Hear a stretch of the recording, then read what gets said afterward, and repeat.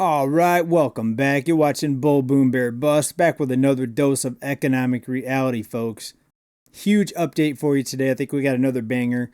We're going to hear from, as usual, a lot of people giving their take on what's happening with the economy right now, the cost of living, the unaffordability of pretty much everything for a lot of, especially the younger people. We're going to hear from a few of the younger crew today, I guess, if you will, the millennials, and more, right? And we got a lot of news to get into. Stay tuned for the second half of this video.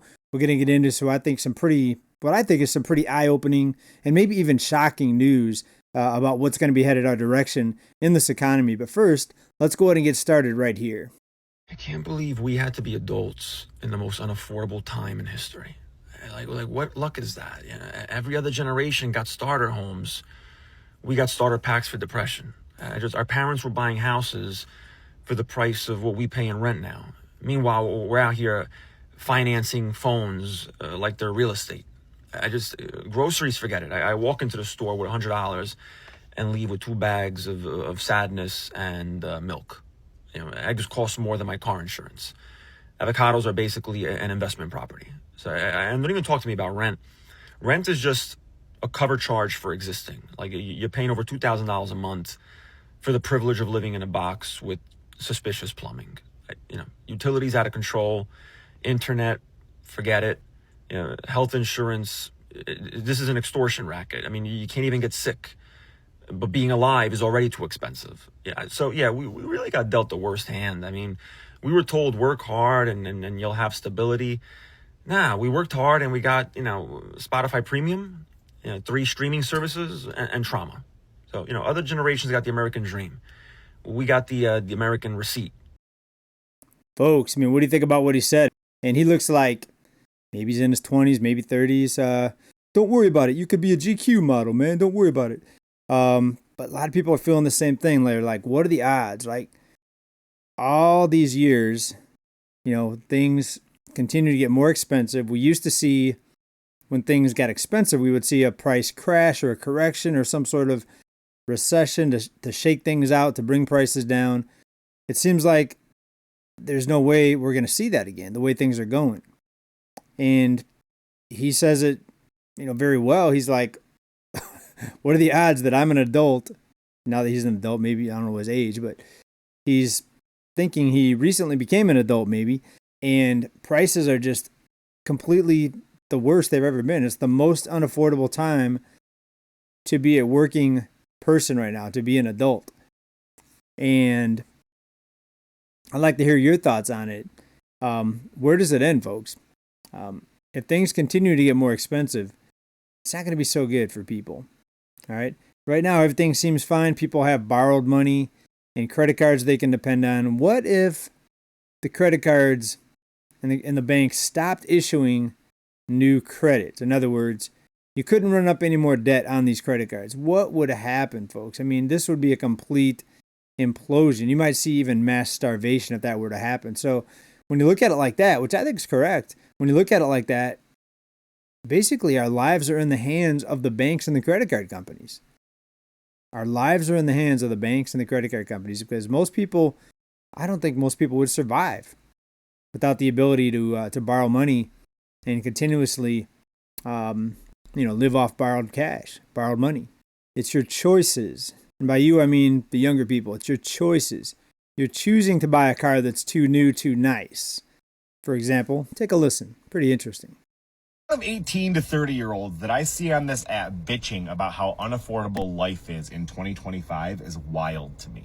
And I'm no boomer, I'm 42, but I will tell you there is a noticeable difference between people my age and people 18 to 30 now. And in all of these videos that I've seen, I've deduced it down to one thing. It's an I shouldn't have to mentality. Just this morning, I watched a TikTok of a guy that looked like he was 25 years old, bitching about how unaffordable life was while sitting in the front seat of his car, that he then explained in his rant that was costing him $850 per month. He then went on to explain in his rant to boomers that he shouldn't have to work harder or more in order to drive a car that was safe and reliable. For reference, I'm sitting here in my 2023 Chevy Silverado with 25,000 miles on it, after working 16 more years than this guy, and my truck payment is right around $850. Guy, you do not need an $850 a month car. I'm telling you, that is the difference. It's the I shouldn't have to mentality. You can get a decent car for $25,000, maybe not brand new, maybe it's got a little miles on it, but you can get a decent car for $25,000 and your payment might be what, $400 to $480, somewhere around there, depending on your interest rate. So I can kind of see his point. Let's continue. I was that guy's age, I had a 1-bedroom apartment. And yes, I know 1-bedroom apartments don't cost the same now as they did when I was his age. Shit is more expensive. I get it. But I also worked not 1, but 2 jobs. I didn't have an $850 a month car. I survived on Jack's Pizzas and ramen noodles. While this guy's working maybe 1 job because he shouldn't have to work more than that. Probably eating out and getting DoorDash multiple times a week because he shouldn't have to eat like shit. Blah, blah, blah. It's all the same. What it comes down to is there's a shitload of people who think that they shouldn't have to live within their means to survive. They truly believe that they just deserve to have shit that they can't afford. Basic necessities to live a comfortable life now are $850 a month cars, apartments with stainless steel appliances and quartz countertops, and 24-hour deliverable food. Y'all are soft. I'm not going to tell you you need to work harder or more, but if you're not going to work harder or more, at least try to live within your means or learn how to budget. Or coming on TikTok and ranting about how unaffordable shit is from your brand new freaking car. Wow, folks, there you go. What do you think about that? So it's not the cost of living. It's people are paying too much for things. They want things that are too new, maybe. Right? They want to go on vacation. They want to take trips, but yet still complain about the cost of living and inflation. Right? So I get it. I see his point. But I also hear from a lot of people, and we play them here in this app right here, and on this channel we play them, and they're not foolishly spending. They're not wasting money. They're not taking unnecessary vacations and trips and travel. They're just barely scraping by just for the basic necessities, just to get the work and back to school and back, what have you. So I could see his point, though. I mean, there's a lot of variables out there, folks. There's a lot of people in the camp that are spending too much and spending needlessly, and there's people out there that are not spending needlessly, just for the necessities, barely scraping by. All right, but I get his point, and I'm sure a lot of you agree with him as well. If you're going to go out and buy a car that's an $800 a month car, but yet still complain about the cost of living, there's a problem there. There's an accountability problem as well, right? All right, let's move on here, a couple more things, and then we've got some other news on the other side here. Take a listen to this. Let me summarize for you just how unaffordable it's become for the average American to buy a house in the United States. The average household income in the United States is $80,000 a year. And a financial advisor recommends that you spend only 25% of your after-tax income on your housing budget. Your after-tax income, if you make $80,000 a year, is $60,000. And if you were to take 25% of that on a monthly basis standpoint, your monthly mortgage payment should be no more than $1,250 per month. A $1,250 per month mortgage budget only affords you a $175,000 home. But the average home price here in America is $420,000. So the average household in America can only afford a $175,000 home, but the average home price is $420,000. That, simply put, is the entire issue that Americans are dealing with right now. Do not let anybody ever tell you that right now is the right time to buy. The right time to buy a house is when you can afford it, and that's it. And if you can't afford it, that's totally fine. Renting is okay. I'm a realtor saying that. Way too many realtors out there are trying to tell you that right now is the right time to buy. It is a realtor's job to help you buy or sell your house when you decide it's the right time. But it is not a realtor's job to tell you when that. Wow, a realtor, folks, saying now is not the time to buy. Right? It's rare. It's rare that you see somebody in the real estate industry saying that. I can only think of a handful of people. We've got Scott Walters out there. I think he's up in the Orange County area here, California. Shout out to Scott Walters. If you are on his channel, tell him I said hello and thank him for his work. yeah, it's not affordable right now. It's one of the most, it actually is the most unaffordable time to buy right now. Now, prices did come down in some cities, so I don't think that applies across the board. We are seeing some price drops finally happen. But remember, when mortgage rates went up to where they are right now, people predicted there would be a crash in the housing market and real estate. It didn't happen, folks, and we've laid out the reasons why here many times. I won't go over it again, but go back and maybe watch some of the older videos about real estate if you want to find out exactly why home prices aren't coming down that fast and definitely not crashing. There's a lot of variables, a lot of reasons here. But let's take a listen to a few other things. Then we've got the news to get into here in a bit.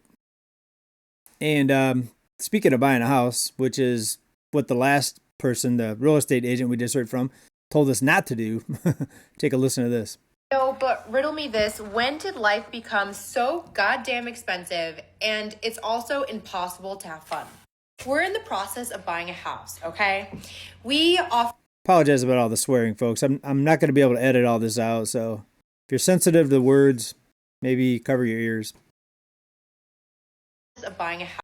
We offered a bid that is very substantial, especially for first-time buyers. The house has been on the market for over a year now, so we went a little bit under the asking price, thinking, why not? Why could it hurt? It's been on the market for over a year. Tell me why. They're buying a house. Homes have been on the market for a year, so they figured they would offer a little bit under the asking price. Take a listen to this. The listing agent comes back to us and says that there are now 6 bidders involved. Not only do we have a bidding war going on for a house that is absurdly expensive, but we also are planning to go on a family trip to Orlando this weekend, hopefully. I don't know. We were thinking of going to unnecessary travel. There you go. Universal Studios. Let's go. It is almost $200 to get into Universal Studios. And on top of that, it is spring break and the lines are ridiculously long everywhere you go. It's just madness. So I don't even know if going to Orlando is even an option anymore. The cocktail bar that me and my husband like to go to, it is great. They have great cocktails, but it's also impossible to find a ticket. The second that it goes on Resi, buying a house, going on trips, vacations, amusement parks, going to clubs and bars, buying expensive drinks. Wow, somebody's making some money. they're sold out. Like, I don't know who the hell buys these tickets, but they are literally sold out the second they go online. All right. She went on a rant about traveling and stuff like that, vacations, tickets and stuff. But go back to what she said. The home's been sitting on the market for a year. You would think, okay, let's bid under asking price because nobody's interested in this home. It's been on the market for a year. And now you've got 6 bids coming in competing with your bid. Seems pretty shady. I mean, what are the odds of that? Maybe, though, just to be fair, maybe the seller recently dropped their price and that brought in a bunch of new interest. So maybe that's why the price fell down in her range and others as well. And they were able to bid at that point. Could be, but let me know what you think down in the comments. I think that is a little bit suspect, to say the least, when the home's been on the market for a year. Then all of a sudden she puts in a bid and she's competing with 6 other people. Pretty interesting, right? But would real estate agents actually do that to sell a home? I think they would, to make more money. Why wouldn't they? But something else we have to talk about is where you choose to live, folks. All these people like myself living in California. We don't have to live here. For me, it's very convenient because I have family here and elderly people to take care of here, and things that wouldn't be very easy to move and relocate, you know what I mean, including family and businesses, things like that. But take a listen to what's happened with LA prices. This guy, I think, breaks it down very well. You know why LA feels like it's pushing you out? Because in just over 10 years, the cost of living has more than doubled, but opportunity hasn't. In 2012, the median home here was $367,000. Now, $1.1 million. That's a mortgage jump from about $2,200 a month to over $6,000, while incomes only went up 40%. The rents have more than doubled too, up about 103%. And there's almost nothing available. Vacancy rates in LA are 4%. A healthy market is closer to 8%. We have half the breathing room of a balanced market, so prices keep climbing. And when people can't buy, they rent. When they can't rent, they leave or they end up on the street. The big reason? We've made it incredibly hard to build enough homes. Right now, 74% of our residential land is zoned for single-family houses only, meaning you can't build duplexes, triplexes, or small apartment buildings in the majority of the city. So here's how we got to fix it. Number one, we have to upzone smartly. We need to let people build 4 to 6 unit buildings in flat, transit-friendly neighborhoods. We need to turn underused commercial land into housing. Think empty storefronts or half-empty parking lots, even empty skyscrapers. Speed up approvals.